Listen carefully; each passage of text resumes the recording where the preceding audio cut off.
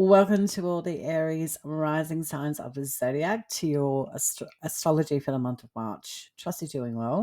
Going to be unpacking all the planets and transits for you. And before we get into it, we need to talk about your ruling planet Mars. Where will Mars be transiting? What zodiac sign is it in? What house is it in? And is it going to be changing direction? Is it moving out of a particular sign? Is it on the move? Well, that's important to know. It's sort of like the backbone. It's a little footnote for you to keep on the side. And as far as understanding through the lens of astrology that your ruling planet Mars is focused now on the fourth house of Cancer for the month. So the focus is on home, family, parents, parenting for the Aries rising signs. So keep doing what you need to do in home, in isolation, in private. Just keep doing what you need to do.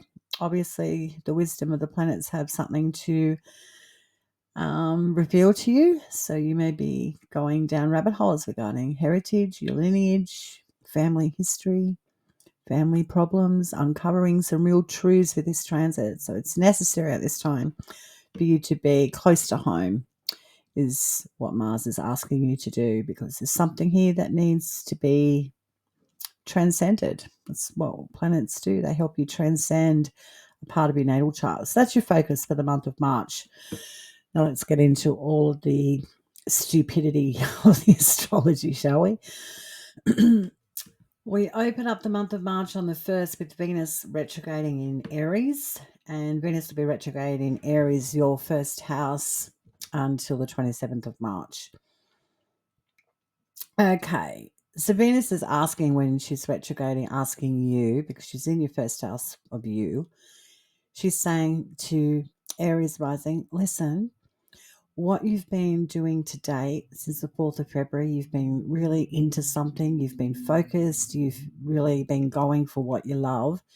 Don't drop the ball, please. I mean, look at things realistically. Are they working out for you or are they not?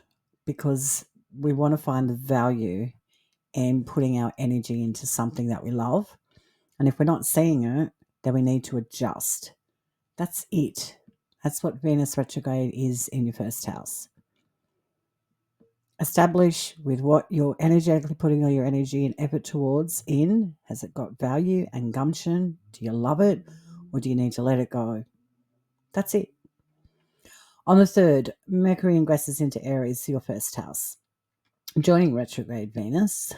So when Mercury gets into your first house through ancient Hellenistic techniques, Mercury's in its joy here in your first house. It loves being in the first house.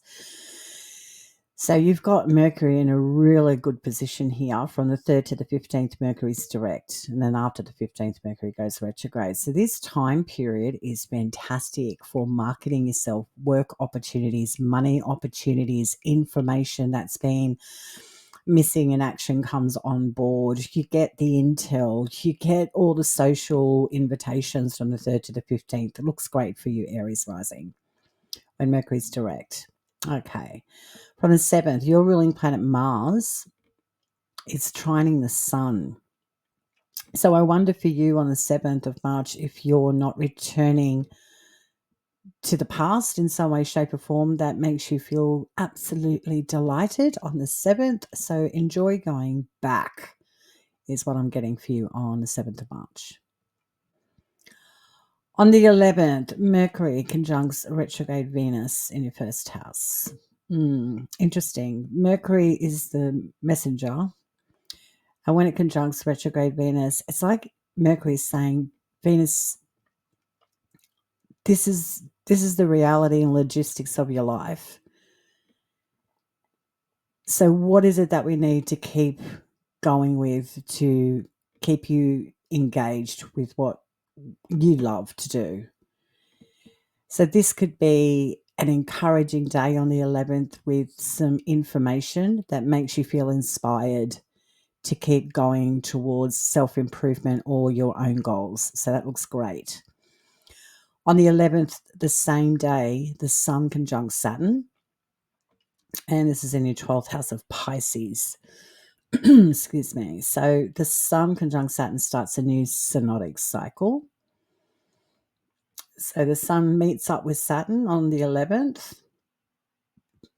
And this is a day for you, Aries rising, where you can at least uncover something that's been hidden for a very long time that changes up your future plans. So the 11th with Mercury conjuncting retrograde Venus, Sun conjunct Saturn. This is all about getting intel that you've been needed to hear. That starts a whole new path for your future. Big day on the 11th of March. Mark that in your calendar. On the 13th, Uranus sextiles the Sun.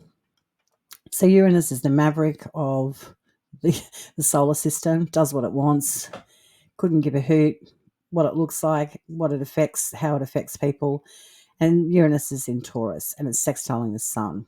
So this is like a curveball, if you will, coming from your money house that benefits the Sun in Pisces. So this is sort of like a knock-on effect from the 11th, where something you needed to hear, all that's uncovered, that takes you in a new trajectory for your future.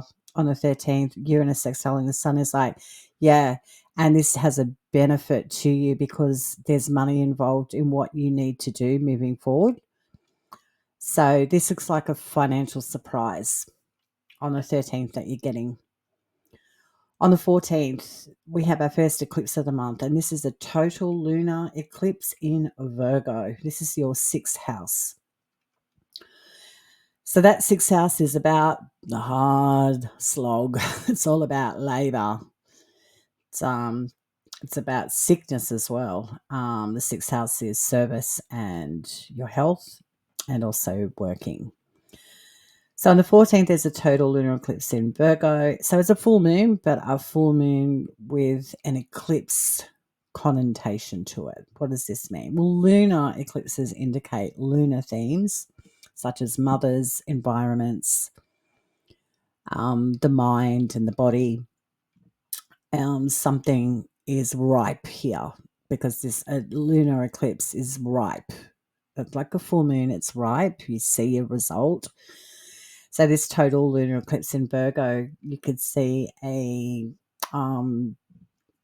personal health goal come to its closure, for example. You may end working in a particular environment. You go into a new one, or you say goodbye to a work journey that you've been on for some time. A service comes in that is beneficial for you, or you end something that's been quite mentally draining for you on the 14th of March. So all in all, the 14th of March just looks like a big door closing that has a benefit on your mental health, your physical health, your spiritual health on the 14th. So really nice. On the 15th, Mercury retrogrades in Aries, your 1st house. So Mercury's been doing some really good work for you, if you will, in your 1st house in its joy position.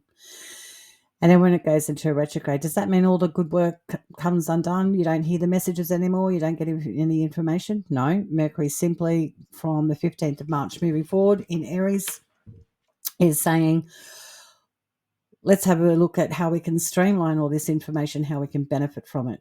What's the best road forward? So this is like, let's get rid of the distraction to execute our plans regarding what we want to bring life to, especially when it comes to our own physical bodies and our sense of self. Time to get down to brass tacks here. That's what Mercury's asking you to do.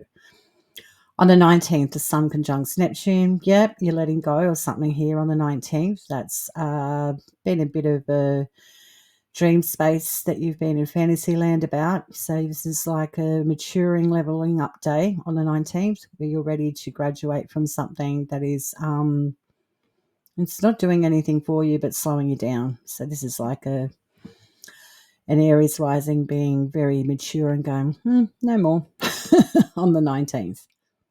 On the 20th, the sun. On the 20th, the spring equinox begins in the northern hemisphere and the autumn equinox begins in the southern hemisphere. So a change of seasons, equal day, equal night. So enjoy the new season wherever you're located on our gorgeous planet. The same day on the 20th, the sun ingresses into Aries for 4 weeks. This is the sun's zodiac sign of exaltation. And when the sun ingresses into Aries at 0 degrees, that's always the start of the astrological new year from us astrologers' perspective. So happy new year to you, all you astrology enthusiasts out there. Okay, let's talk about the sun exalted in your first house. Well, what I really like is that Mercury, I mean, he's retrograde now from here on in from the 20th, but at least he's in his joy, and you've got the sun exalted in your first house. This is all your first house. This is great. So the sun exalted, we're talking about look at me, look here. This is where there's life. This is where there's optimism. This is when I shine. So you might have a creative project take off. You might be kicking personal health goals. You decide to get a new image. You might be doing things like rebranding. With all that 6th house stuff, yeah, you could be marketing yourself, rebranding yourself, getting a new wardrobe, having a new fresh look. Perfect. From the 20th of March to the 20th of April, invest in yourself. The sun is all about bringing life force back on board to you. Beautiful. Enjoy that. Okay, from the 20th, it gets really silly. So here we go. On the 21st, retrograde Venus sextiles Pluto. So we know that Venus is really possibly toying with you. Am I in? Am I out? Do I love it? Do I not? And then Venus sextiles Pluto. So if you're staying a hard line and you're really doubling down on efforts to pursue what you love and what you're attracted to, we've got some beneficial allies helping you on this day on the 21st. So I would expect really good news from a professional ally or a friend that wants to hold your hand and help you along the way in regards to establishing a personal goal. Really nice on the 21st. The 23rd, the sun conjuncts retrograde Venus. Beautiful. This is where the sun in Aries exalted conjuncts retrograde Venus, encouraging Venus, giving Venus some life force to keep going. So the sun's going, yay, just keep doing and living your bliss and keep going to what you are attracted to, Venus, which is harmonizing with things that you love. So the sun's giving Venus a boost on the 23rd. I would expect more good news on the 23rd for you, Aries rising. On the 24th, the sun then conjuncts retrograde Mercury. Perfect. The sun gives Mercury a boost to keep intellectualizing its plans. And that means you needing information and intel to keep streamlining and keep you focused on well-laid plans. Great day on the 24th. The 27th, retrograde Venus retrogrades back into Pisces, your 12th house. And she's exalted here in Pisces. So Venus will be retrograding from the 27th of March to the end of the month and into April. Venus will go direct on the 12th of April. When Venus retrogrades back into her zodiac sign of exaltation, if there's any a time when you are going to lose it as far as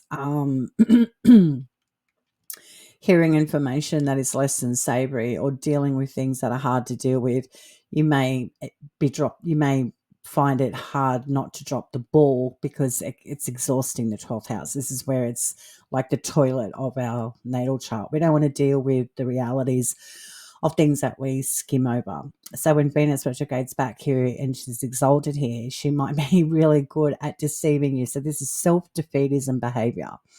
Don't do it. Don't engage. Keep focused. Sun is in your first house. Keep focused. And yes, on the 27th, when Venus retrogrades back into Pisces, she conjuncts Neptune. Again, this is about going back to old illusions and delusions. Don't, is what the astrology is asking you to do. On the 29th, retrograde Mercury ingresses back into Pisces, your 12th house. Well, now Mercury's in fallen and detriment. Not great for Mercury, great for Venus, though. So Mercury will be retrograding in Pisces into the month of April. So Mercury in Pisces in in detriment and in fall. So it's not a good position for Mercury. Why? Because Mercury gets lost in the source here. So this is like confusion about money, information, social connections, like social awkwardness, well-laid plans unravel easier. Why? Because you may be unfocused. So if you're listening to astrology, like, well, what do you listen to astrology for? It's the planets in transit and they've got wisdom to impart on you. Okay, so Mercury's going to make it harder for you to keep focused. Don't drop the ball. Venus is retrograde in her exaltation sign and lets this fucking all bliss out. Don't do it. You've got a job to do. The sun's exalted in your first house. Your ruling planet Mars is in the fourth house. You're creating strong foundations. Don't get wrapped up in the small details of, oh, let's just have fun. Don't do it. You've got bigger fish to fry, Aries rising. Okay, on the 29th, the same day, we have our second eclipse of the month, and this is a partial solar eclipse in Aries. Well, this is interesting. The first solar eclipse that happened in Aries was only at the end of March into April of 2023. So this is sort of like the end of the beginning. So solar eclipses, well, this is a new moon, but the new moon solar eclipse heralds solar things. So this is like ego death, identity death, something to do with fathers. Like, I don't know, maybe you're rejuvenating something about your father, for example, a powerful new relationship with a father or a father figure moving forward from the 29th. But it is a new beginning, Aries rising, and who doesn't like a new beginning, considering that you've been doing a lot of work in the fourth house in private, and here we have something really optimistic and uplifting starting for you. That's self-improvement again. Change of your identity, rebranding, feeling like you're in your own skin. You feel really anchored and solid in what it is that you want to start. So this is no BS. So that's great. So this tells me astrologically, Venus retrograde and Mercury retrograde really is an impacting well-laid plans that you have for yourself. So well done, Aries rising. You are executing and you're on fire from the 29th of March. On the 30th, retrograde Mercury conjuncts Neptune. Again, this is confusing information, disorientation about keeping hold of things that are unhealthy for us. What do we do here with this Aries rising? We don't lose focus on the 30th. Do not lose focus. The same day, Saturn sextiles Uranus.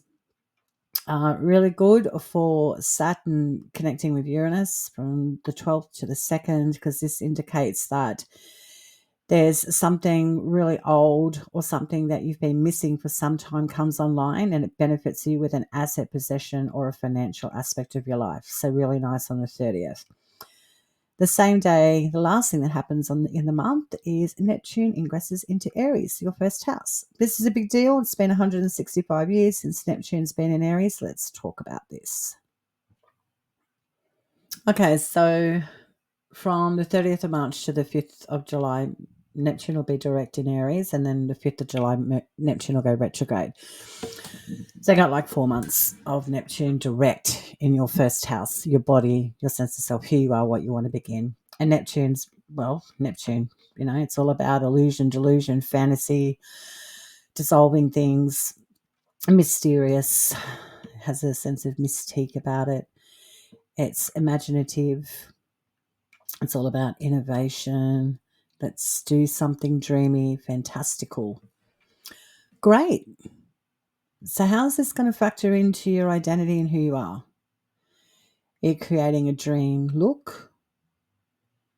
Are you having a fantasy about what it is that you want to project about your body and your identity and who you are?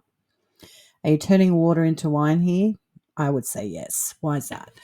Because Neptune in Pisces in your 12th house is unseen successes or unseen experiences. And when Neptune goes into the first house, and Neptune's been in Pisces since 2011. So think of all of the experiences you've had since 2011. That's 15 years. It's a long time. And then Neptune comes into Aries and goes, check this out, what you have missed. You now see it. You embody it. You own it. Everything that you've been dealing with since 2011, you own it. And that's good because then you can get rid of stuff that doesn't serve you and you can concentrate on your dream life. That's it. Get creative, market yourself, put yourself out there, do the things you love, get rid of the things that you don't. So Neptune's going into a cardinal fire yang sign and it's been in a water yin mutable sign. Confusing, up and down fluctuations, and then Neptune gets into a cardinal fire sign and it's like, let's go. Let's get this fire started. But Neptune will have a task in keeping up the momentum because Neptune can feel very wishy-washy at times. So it's not going to be particularly easy to keep up showing up for yourself. That much will be very, very obvious for you. So think of Neptune in Aries from 30th of March to the 5th of July as like a soft opening. It's like an official opening, but it's not an official thing. So dip your toes into getting creative with your body and what you want to do, but it's not going to stick because Neptune's going to retrograde back into 12. So that's not a bad thing if things don't stick because you can have like a trial and error run. It's a good teething process, if you will, in what it is that you're trying to create for your identity, your sense of self, and what you want to begin, who you are. So really nice, Aries rising. So that is your astrology for the month of March. A lot of information to process there, I understand. I trust you have a wonderful month, Aries rising. Till next time, stay cosmic.